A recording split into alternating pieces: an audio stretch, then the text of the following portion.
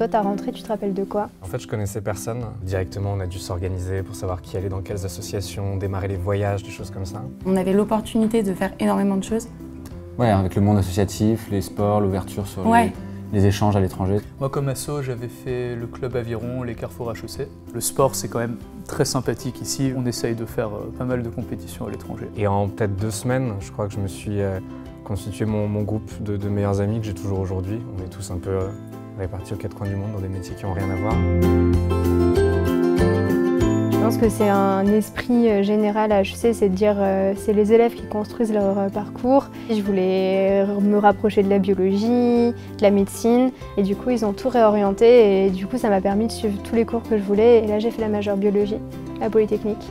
Et maintenant, je suis ingénieure biomédicale. La majeure MAC, du coup, médias, récréation, ça forme pour être un manager dans les métiers culturels. Ce qui m'a le plus marqué à HEC dans ces 4 dernières années, c'est vraiment l'impact des rencontres qu'on fait à un moment. Il suffit de rencontrer quelqu'un qui parle d'une asso, d'un échange, d'un projet, d'un stage, qui a des étoiles dans les yeux.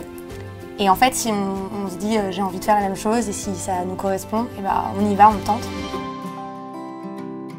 En Europe, il y a des partenariats incroyables avec des grands noms et il y a surtout une grande présence dans plein de pays émergents. Les opportunités de partir sont extrêmement nombreuses. J'ai choisi un cursus assez international. J'ai eu la possibilité de faire ma majeure International Business, donc d'arriver à Tsinghua à Pékin. À Singapour, j'étais dans une université où il y avait un nombre incroyable d'étudiants étrangers. Donc ça m'a permis de rencontrer des gens d'Europe, des États-Unis, vraiment de partout dans le monde. Cette expérience vraiment complète notre parcours, permet de nous ouvrir l'esprit et c'est quelque chose qui sur un CV est très valorisé. Parce que là, on est vraiment en immersion totale dans une université, en cours avec des étudiants locaux. Et c'est à HEC en fait, je crois que tu as commencé à avoir l'idée de partir sur le ça a terrain. été nourri par la prépa et HEC avec toutes les possibilités qu'offre l'école. Ouais, clairement, parce que c'est génial. Enfin, ça nous a permis de faire un projet qui est vraiment un truc de long terme. Je suis parti avec l'association Planète d'entrepreneurs pendant 1 an dans 10 pays en développement pour mesurer l'impact social de projets entrepreneuriaux soutenus par des grands groupes français. Moi, quand je suis rentrée, je pensais jamais que j'irais pendant 1 an bosser avec des entrepreneurs sociaux aux 4 coins du monde. HEC a été mon tremplin aussi vers l'entrepreneuriat, même dans mon projet. Quand je suis rentrée à HEC, j'étais très intéressée par l'entrepreneuriat. J'ai choisi de rejoindre la majeure entrepreneur pour développer un projet. Moi, c'est dans mon académie que j'ai trouvé mon associé. Un jour, je suis allée le voir avec un petit projet, un peu side project en parallèle de mon stage. J'en ai parlé avec le centre d'entrepreneuriat d'HEC.